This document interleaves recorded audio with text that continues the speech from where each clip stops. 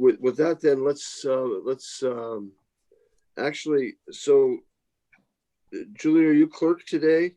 Yes, I am. Okay. Would you call the roll then, please? Would you mind? Not a problem. I'm happy to do that. Okay, board member Frericks. Present. And board member Lee is absent, correct? And board member Cowan. Here. Well, board member Hyatt in for Enrique Fernandez. We can't hear Ken at all.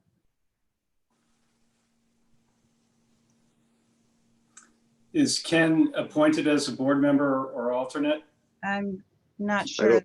I don't Ken think can so. help with that, I suppose, but Okay, so, and then we have board member Sandy. Here. Okay, so we have 3 out of the 4 members here. So I guess that's So, Phil. yep, you're good. You have a quorum. Okay. All right. Well, let's proceed then, if we may. We have before us to consider approval of the agenda. Is there a motion to approve the agenda, please? So moved by Frericks. Second Moved by Cowan. Frericks, seconded by Mayor Cowan.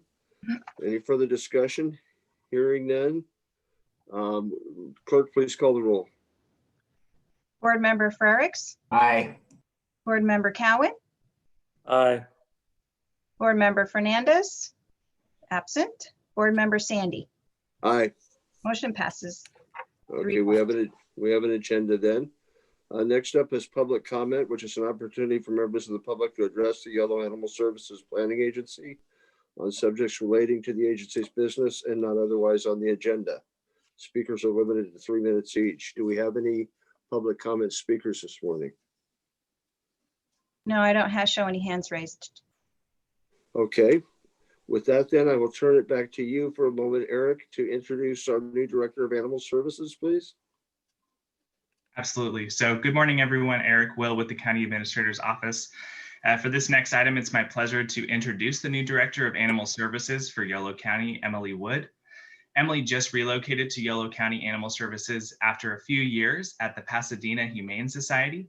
Previously, she was at Contra Costa Animal Services, and she got started in humane education and adoptions at the San Francisco SPCA.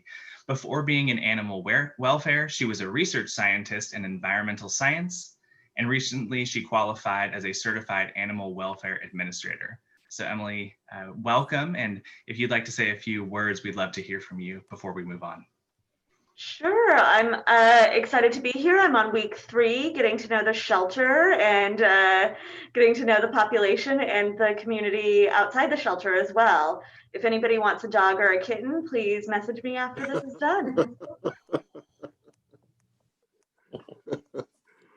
Great, Well, thank you so much. Oh, sorry. Welcome. We're certainly glad to have you with us and looking forward to great things. I didn't realize Yolo County could outshine the lure of Pasadena, so that's good to know. But you're more than welcome, and looking forward to having you as a member of our team. Thank you. Okay, then that takes us, Eric, to our presentation on the draft shared vision, mission, goals, and to provide feedback on them, if we would, please. Absolutely. So thank you again, Chair Sandy.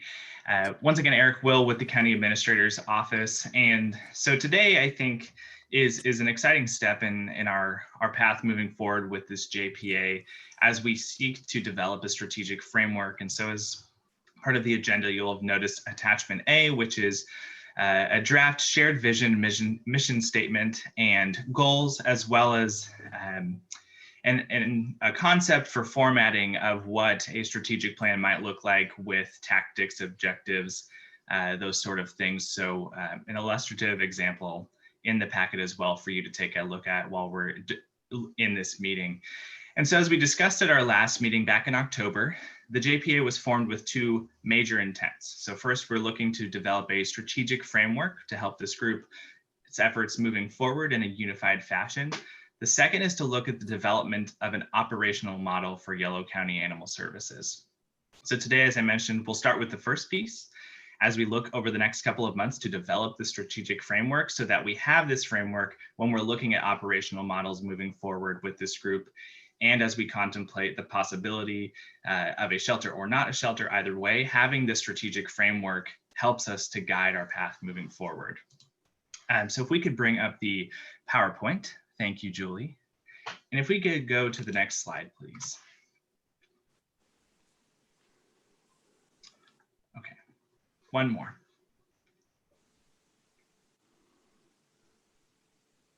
Thank you so much.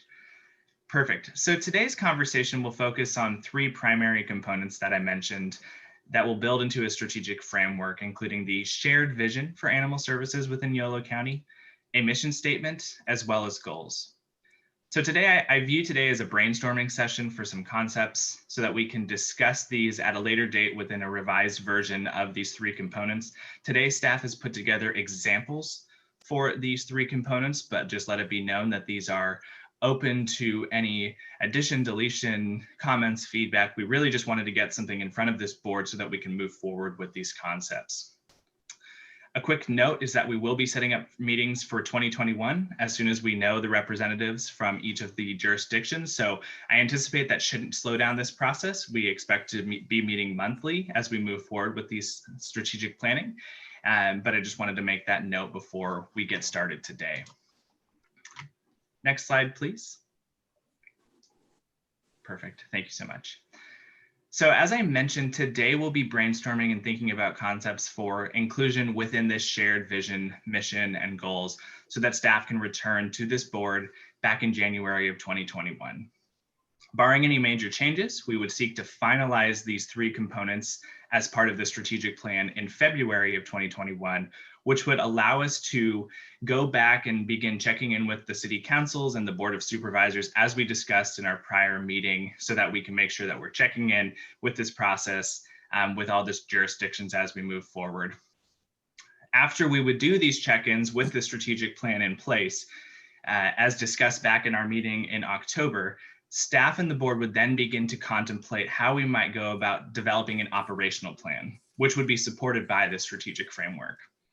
As we move into 2021, staff from the county administrator's office, as well as the sheriff's office, so Emily, who you just met, and myself, as well as Stephanie Amato, would be working together to also bring updates about animal services and what's going on within operations so that we can really make sure that we're bridging the gap between this group's work as well as animal services itself. So really seeking to match up the operations currently with our vision moving forward. So before we do move forward to the following slides, I just want to preface this session as a means to gather feedback and input from the board members, as well as any public comment that we might have on the strategic planning process. As I mentioned, staff has developed several concepts for the following slides, as well as found in the agenda packet in attachment A.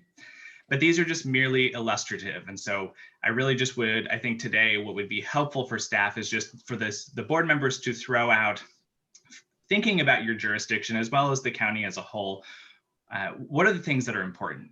What are the things that matter to us in a vision? What are the things that matter to us in operations? And what are some of the goals that we really would like to achieve or need to be achieving to provide high quality animal services? I will note once again that for attachment A, the second page shows the potential goals, strategies, tactics, objectives. These are not meant to be the Yolo County strategic plan. These are just simply to illustrate the formatting that we might be able to use once we have this framework in place. I don't want anyone to get scared by us looking like we're jumping ahead and having all of these things built up already. We don't have those at this time. This is really just to illustrate the formatting. And some of you may note this does look a little familiar, and that's because it is. This was pulled from a similar format as the county strategic plan for 2020-2024. So hopefully you all like that plan because I think it's a good plan for helping us really develop quantitative measures for how we move forward. So with that said, if we could go to the next slide, please. So today we'll discuss these three major components, and the first is the draft shared vision. And in my mind, the vision illustrates to us what we intend to achieve in the next 3 to 5 years. So keeping it within a realistic time frame and looking at how we might make impact here and now within these next several years, rather than looking out 20 years and finding things that we think we might be able to achieve, but we really just don't know. So for reference, we anticipate that the vision would help us build these expectations, knowing that this can change.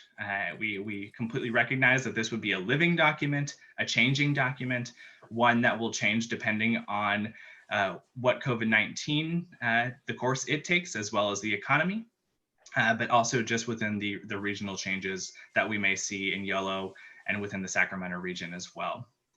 And so in a moment, I will stop talking and I will open it up to the board for your feedback about concepts, ideas, questions that you may have about how we move forward with this shared vision. But first, I'd just like to read an example that staff has put together. And then after that, I'd love for the board to pick it apart, ask questions about it, provide any examples or comments that you may have. So an example of a shared vision might be Yolo County Animal Services is a statewide leader in animal services whose coordinated approach ensures compassionate treatment of animals, effectively educates the public regarding animal services, ensures the safety of all animals and people, and reduces long-term costs through implementing best practices to reduce animal intake. Could we go to the next slide, please? Okay, so I will stop talking once again, but I put 3 questions up here for the board to consider as we move through this process and in your comments and considerations. So really thinking about the aspirations, the nomenclature we're interested in, and the challenges surrounding animal services as we craft a vision statement. So with that, I'll open it up to any board comments or questions, feedback, and really just anything that we might think would be helpful for this vision. Board members? Lucas or Wade, do you have anything you want to add or comment on? Yeah, I'll go ahead and step in here. One of the things that I think is really important, and I don't know how this all fits in with the vision statement and mission statement and goals, but with the idea that part of what all this started from was the need for a new shelter. And I just firmly believe that's not going to happen without a public-private partnership with some of the organizations, SPCA, 3R Rescue, and those type of groups. So I think we need to make sure we're inclusive of the private side as much as possible, since I'm sure we're going to be very dependent on them in regards to helping raise the funds to make all this possible. Thank you, Mayor Cowan. Lucas, do you have anything? Yeah, I actually would just echo the thoughts that Wade just raised as well. I think also, I'm actually would actually appreciate, and maybe it's not right now, but I would appreciate the opportunity if Emily, in her sort of new capacity, feels willing to share any thoughts on some of this. I mean, I think especially coming from around having experiences in Southern California, but also Contra Costa and such, it just would be as someone who's sort of in the field more on a regular basis, day in, day out, would appreciate hearing just sort of some general thoughts from her if she's willing to share. So I think that'd be helpful. Sure. Yeah, I'd be happy to. And I think generally looking at the sort of past assessments that have been done of the shelter, they're a little bit old. And specifically with the pandemic and coronavirus and all the changes that have happened in the world, there's been some really big movements in animal welfare to really support our community and reach outside our walls in a more sort of organized fashion than maybe we have in the past. So I think we can really address a lot of the concerns of individual populations and individual cities by really implementing preventative programs. So a lot of that is in here about education and outreach. And really, our remit isn't generally within our four walls. That is sort of the last step in taking the animal and caring for them and finding them a new home. We would rather keep those animals in their original homes within the community where possible. So I think there are some things that maybe don't always come to mind when you're thinking of animal services as well, like the more extreme things like cruelty investigations, when we're really intervening in things that aren't just sort of intake care in the shelter and then adoption or transfer to a rescue group. So I think that in the next 3 to 5 years in animal welfare, we're really going to see a lot of emphasis across the country for that community support. And I think as far as I've seen here, we're really already committed to that. And I think that your constituents are going to be very happy with that preventative support and that collaboration with the community, rather than feeling like we are a one-stop shop or a last resort for people to come to. Does that help in our thinking and framing at all? Yes, it certainly does. Yeah, I agreed. Actually, I think, no, I really thank you very much for your thoughts on this. I mean, I just, it's not, we all sort of parachute in on, for a variety of reasons on some of these topics. I mean, and it's not my daily, primary topic that I'm dealing with. And so, but I appreciate especially your professional sort of assessment and just thoughts on some of this stuff. I think a few additional quick thoughts, Gary and Mr. Chair, if I might, just really quickly. I think UC Davis is going to be critical in this. I mean, especially, having an, #1 vet school, in the country. Our communities have good working relationships with them already. And, having sort of this national and world leader right here in our backyard or front yard or all around our yards is very important. And so I think that's going to be a major, to Wade's points about the private sector, I agree entirely, but I also think like there's this public sector component of utilizing the university and partnering with the university. I think also that being more outwardly focused, that's one thing that we have seen and talked about over time. The issues around, there'll be, there have been over the past number of years adoption events that'll occur at sort of this current shelter, or if there's an outwardly focused adoption event, it happens like in the shopping center, in Woodland, sort of just, just relatively adjacent to the shopping center. We're up by Costco. And so it's like, there are definitely, other parts of the county where I think there could be attempts to have additional outreach done. One thing that we also just quickly talked to the sheriff about, this is a couple of years ago now, is that, you have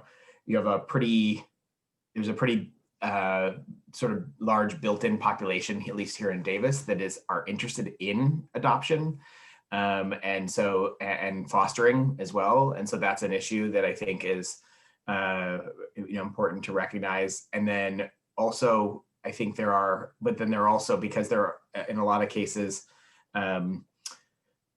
folks who maybe have not adopted before or fostered before, especially with a large sort of student age population, that some sort of,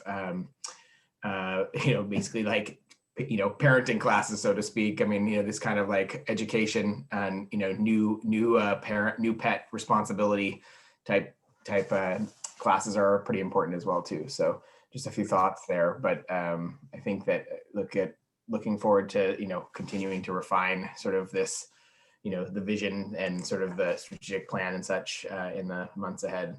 Thanks. That's good, Lucas. Thank you so much. Appreciate that.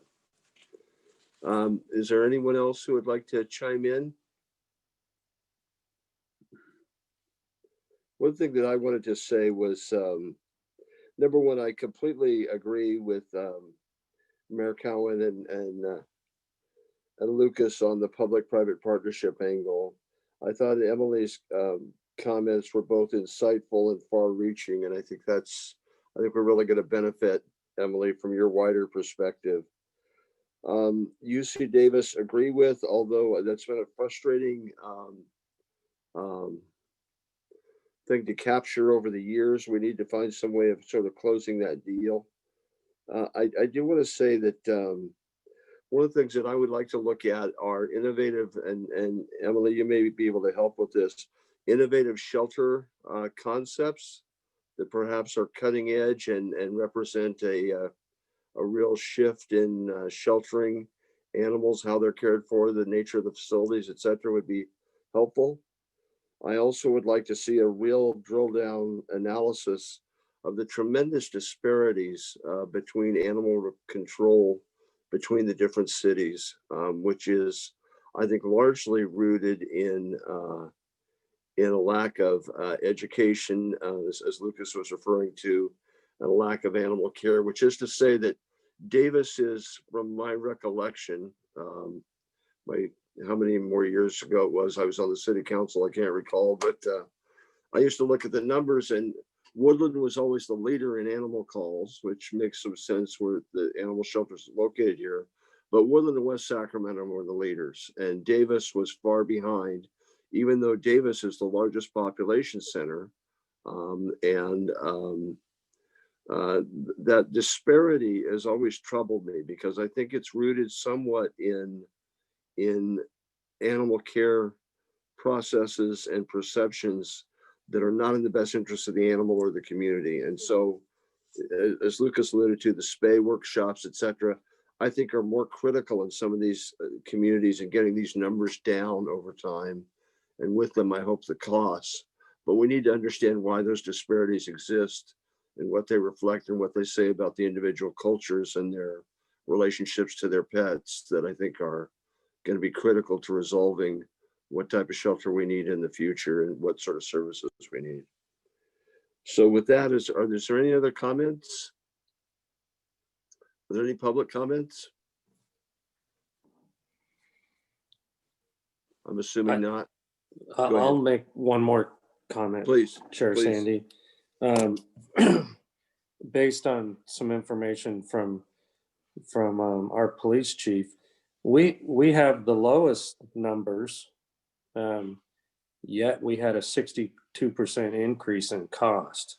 So that's a concern for us. Sure. Is the ever increasing cost, even though our numbers are down. We've got some pretty good organizations in our area here, mostly 3R.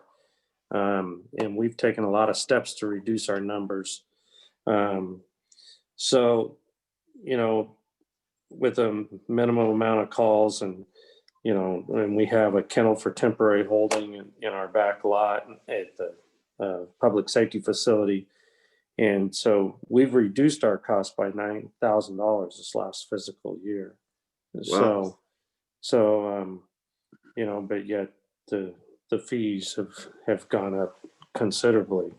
So that's a concern for us, especially with the way money is right now for us. So just wanted to throw that out there. No, I appreciate knowing that. Anyone else? Emily, I don't want to, you have a deputy sitting with you?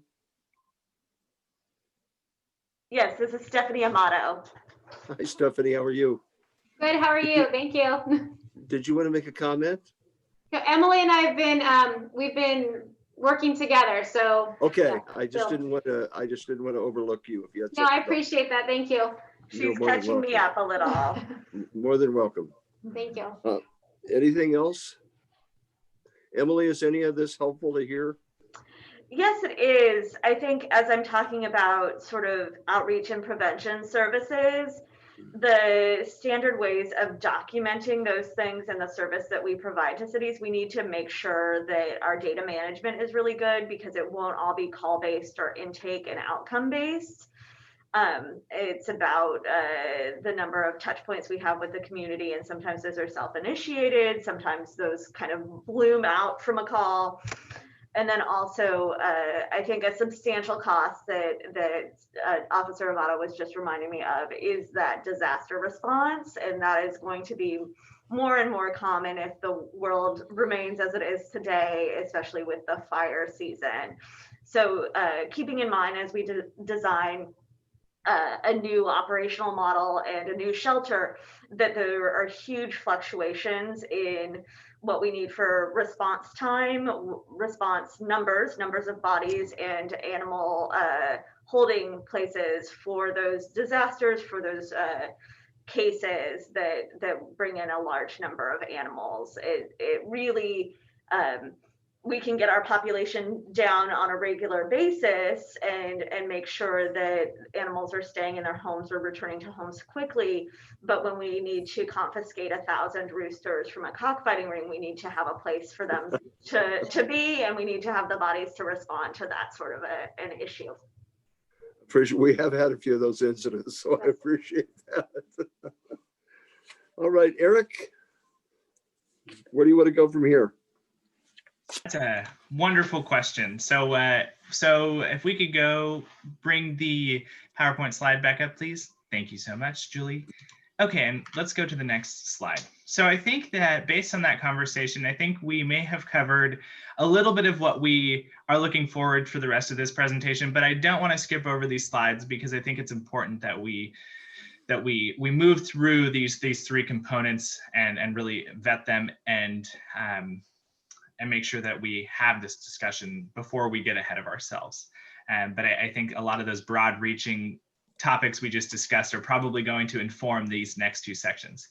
So with that, the next section is the mission statement. And so as opposed to the vision statement or the shared draft vision, the mission statement really seeks to identify the goals of the operation, what services are provided and who we provide them to. So really daily operations of what Yolo County Animal Services should be doing. And I want to preface this with saying that because we have staff in animal services, we really need to make sure that any mission statement that comes out of this matches up with what the staff are doing and have experience with and their expertise. And so I think this example illustrates just some general concepts, but I think we'll want to make sure that this is in line with what's going on now, and then potentially any actions or operations that the board would be interested in moving forward related to operations of animal services.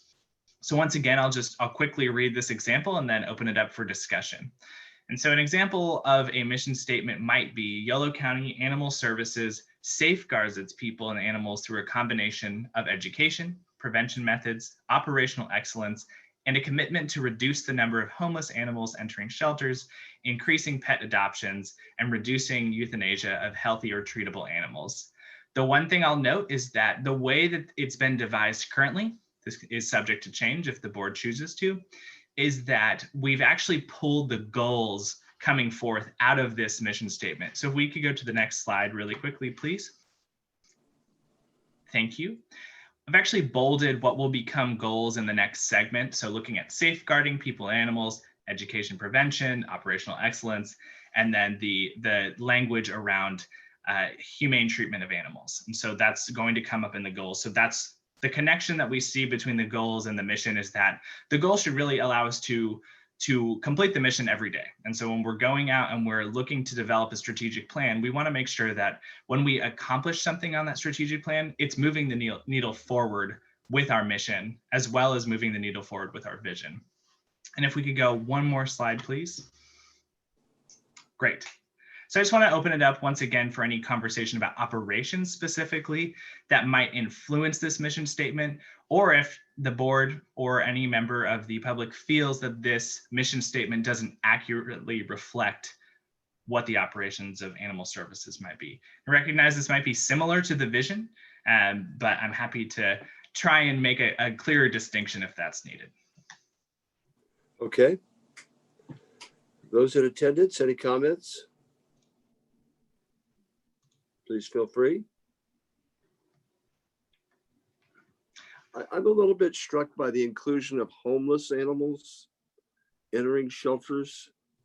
And because obviously I'm a little bit familiar with homelessness, and I realize how often the animals are present, but I have no idea on the scale of animal control issues in the county, how large that issue is or is not. I'd like to direct that to Emily and Stephanie if they wouldn't mind. I assume that this phrase homeless animals is discussing animals without an identified owner, not animals owned by a homeless or houseless person. Not emanating from the homeless. Yeah. Yeah, and we do service animals emanating from the homeless. And they are owned animals and there are legal requirements in returning them to them. But we also, in discussing those prevention and education services, being able to level up the community in their levels of care that they can provide, and tapping them into other services that they may need in order to provide that care, whether they be sort of substance abuse services or just getting them working with a caseworker to become housed. And so both human and animal have a roof. Is there a better phrase than homeless animals? Unowned, or Eric and I will sit down, and Stephanie will sit down next week, and we can noodle around that phrase so it's less triggering. That would be helpful to me, at least, if you could. Other comments?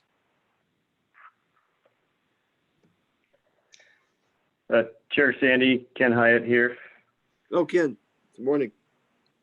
Yeah, good morning. Sorry, I finally got my audio working properly here. Thank you, Eric.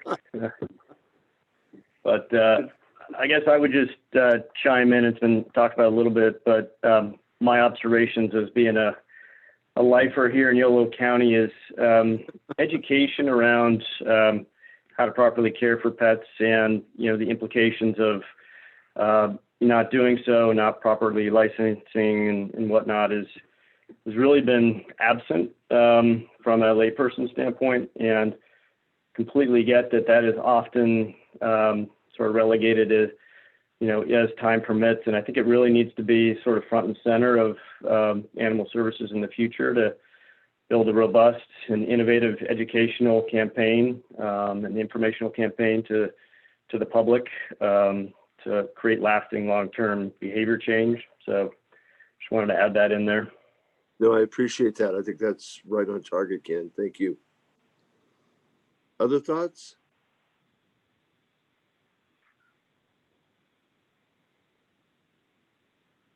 I know that there was a time when the number of pit bull breeds coming out of Woodland was just huge. And I think that most of them were, it appeared to me, without a real factual basis, but it appeared to me that most of them were sort of backyard accidental breeds, and then they'd get dumped on this sort of on the shelter, and we had a huge population, it seems to me, of pit bull related breeds at one point in the community, which I think stems directly from the education, etc.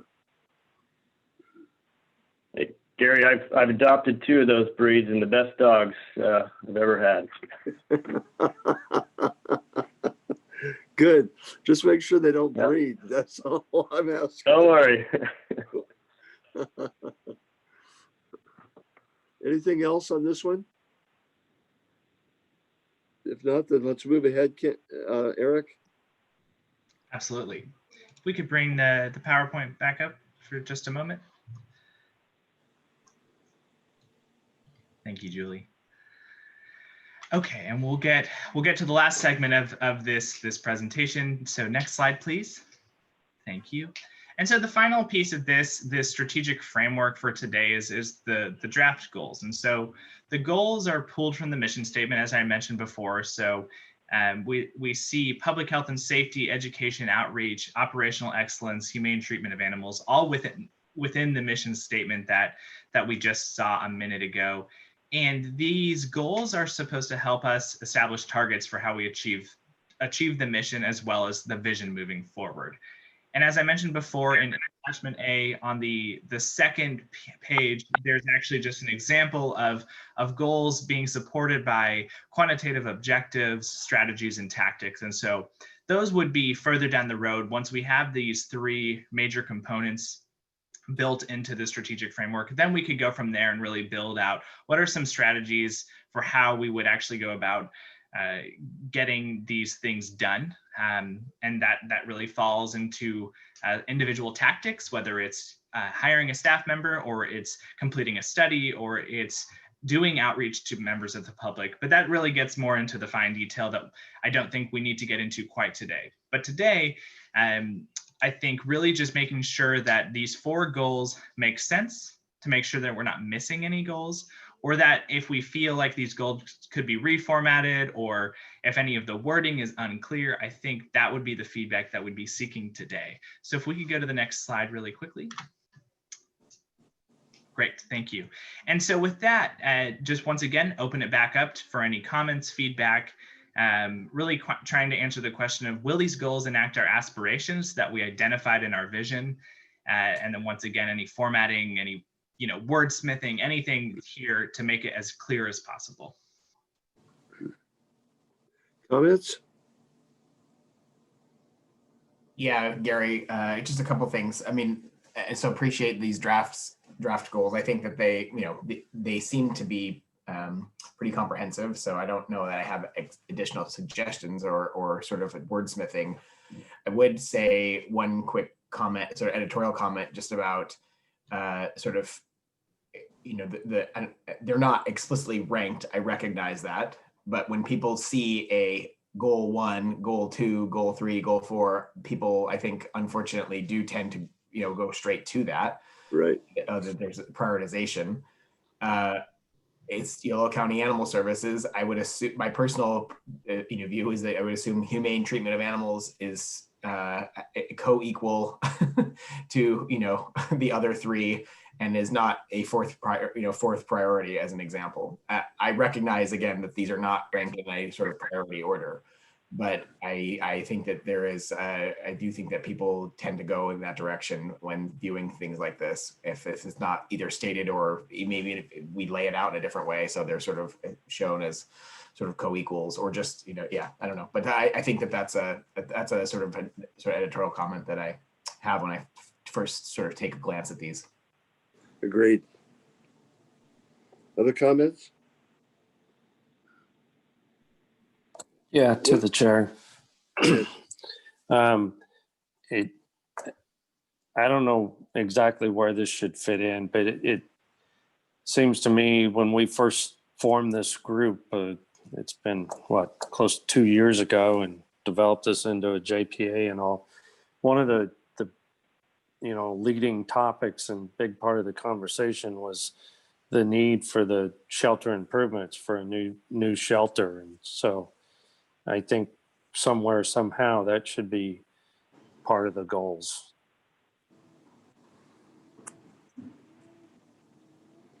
Thank you, Wade. Other comments? Sure. Yeah. Sure, Sandy. Ken Hyatt again. I don't know. I think it's appropriate, but I would offer that, having something that speaks to long-term, financial sustainability of services and facilities is key. Yeah, I agree. I took that back. Appreciate that, Ken. To Wade's initial comments about fundraising, et cetera. And I just think that's such a critical part of this, that if we don't have a solid base of financing, we're not going to achieve our goals, and B, we're going to be right back here in a couple of years. So I think, Eric, if there's a way we can certainly work either of those in, that would be great. Emily or Stephanie, do you have anything to add? I believe that the things that you're referencing could really fit underneath some of the tactics to achieve the goals that have been outlined. Like a new shelter will enhance our ability to do outreach by being more welcoming, will reflect operational excellence, and will allow us to treat animals more humanely on site. And long-term financial stability seems really tied into operational excellence as well. So I think a lot of the things we're referencing really can fall out and fall under these things. Stephanie and I kind of brainstormed about all the tasks that we really do here and could really fit them into, or the tasks that we wish we could do here, and really could fit them into these goals. I think they're fairly comprehensive. Okay, good. Thank you. That's Chair, helpful. Yes, sir. Chair, one more item too. I think, I mean, so, which I would just say, you know, I think part of, so we have these goals, or we, you know, whatever they may be. Obviously, one of the key sort of indicators of success for is to sort of see how they can be, you know, how we measure about how they're achieved. And so I think, you know, if there's a, you know, consideration of some sort of an additional tier of either specific objectives or metrics, I assume that will obviously follow this process. But I think that, you know, focusing on potentially like taking to another layer of objectives under each goal, or, and I assume that's probably up for consideration at some point. And, you know, but I just wanted to sort of raise that issue around issues of, you know, how do we measure sort of success and such. Sure. Sure. And Appreciate that. I also think that I might be able to help there in terms of how national standards of data sharing are, and some national benchmarks that we can use to ensure that we're meeting these goals. If you could share those with Eric, that'd be super, Emily, please. Okay, anything else on that front? Okay, Eric? Great.